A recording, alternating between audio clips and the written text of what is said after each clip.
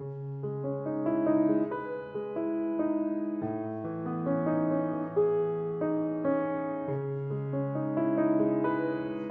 la forma más común de estudiar la historia del arte es seguir un orden cronológico y centrarnos en los artistas, también se puede ver de otra forma. Por ejemplo, podemos centrarnos en cómo pintores de diferentes épocas y lugares pintaron un mismo asunto. Eso vamos a hacer en este vídeo. Estudiaremos la aparición de la pintura de naturalezas muertas a finales del siglo XVI y a principios del XVII y su desarrollo posterior. Pero primero una aclaración sobre el término naturaleza muerta. Se refiere a cuadros que muestran objetos inanimados como flores, plantas, piezas de cerámica o de cristal o comida, sin un contexto narrativo. En español con frecuencia se usa el término bodegón para este tipo de pintura, pero esto no es correcto desde un punto de vista histórico. Ese término originalmente se aplicaba a escenas de bodegas y tabernas que pintaron Velázquez y otros pintores. Sabemos que ya en la antigüedad había pintores que se especializaron en pintar naturalezas muertas. Según Plinio el Viejo, Ceuxis pintó unas uvas tan realistas que un pájaro intentó comerlas. Durante la Edad Media este tipo de pintura desapareció y volvió a emerger gradualmente a finales del siglo XVI para consolidarse en el XVII. Este es un cuadro religioso que muestra a la Virgen María y a Jesús. En la esquina inferior izquierda hay un jarrón con flores. Cuando se pintó este cuadro, hacia 1520, no tenía sentido dedicar una pintura entera a un jarrón de flores. Era como no pintar nada. Pero en un cuadro religioso, el jarrón complementa las figuras. Los textos religiosos recurrían con frecuencia al lenguaje simbólico, para aclarar o para reforzar conceptos. La pureza de la Virgen, por ejemplo, se equiparaba a una flor blanca, o su divinidad al cielo azul, o la sangre de Cristo a una rosa roja. Esa misma función simbólica cumplen las flores en este cuadro y en muchos otros similares.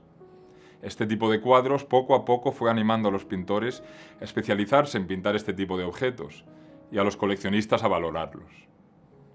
La curiosidad por la realidad circundante, el creciente gusto por el ilusionismo y la fuerte competencia entre los artistas, que les llevó a buscar nuevos productos para vender en el mercado, hicieron el resto. A partir de la última década del siglo XVI surgieron los primeros cuadros de naturalezas muertas. Este es de 1621, unos 100 años después que el que acabamos de ver. Las flores ahora ocupan todo el cuadro.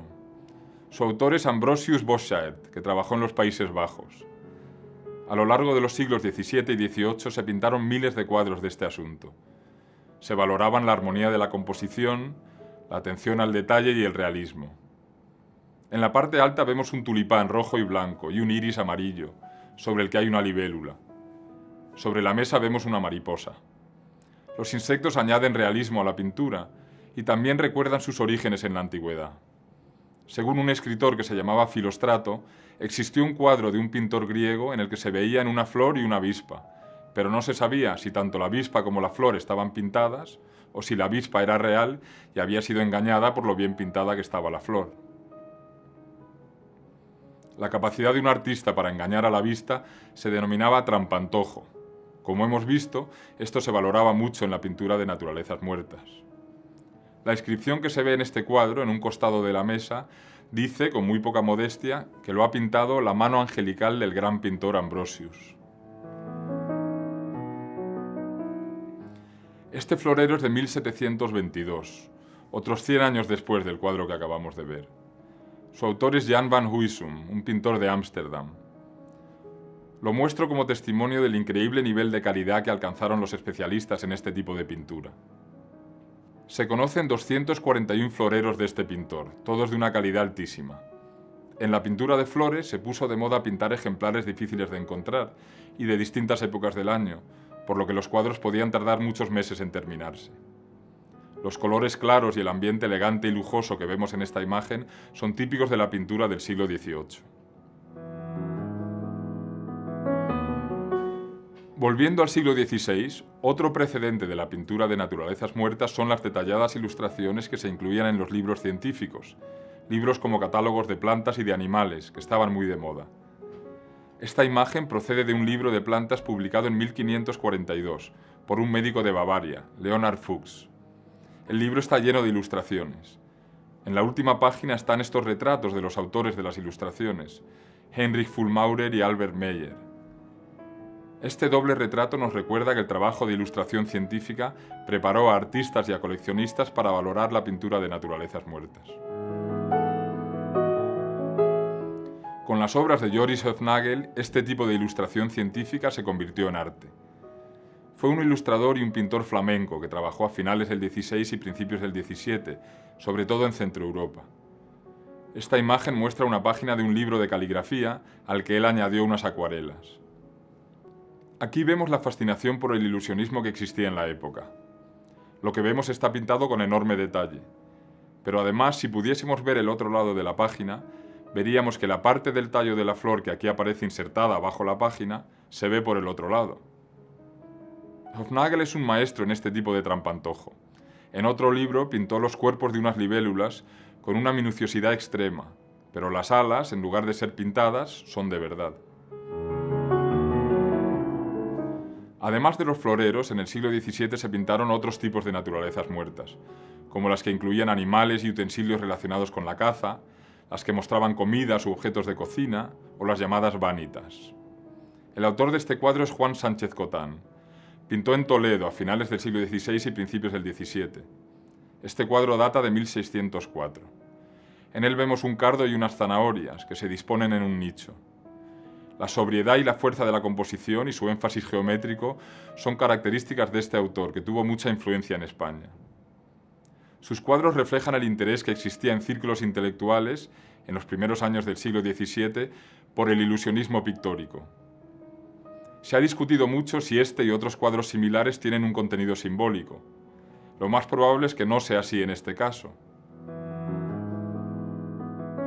Lo contrario sucede con las naturalezas muertas llamadas vanitas, cuyo contenido simbólico y didáctico es claro. Incluyen objetos que expresan la idea de que toda posesión y proyecto vital es vano ante la certeza de la muerte. Este tipo de cuadros se pintaron sobre todo en Holanda.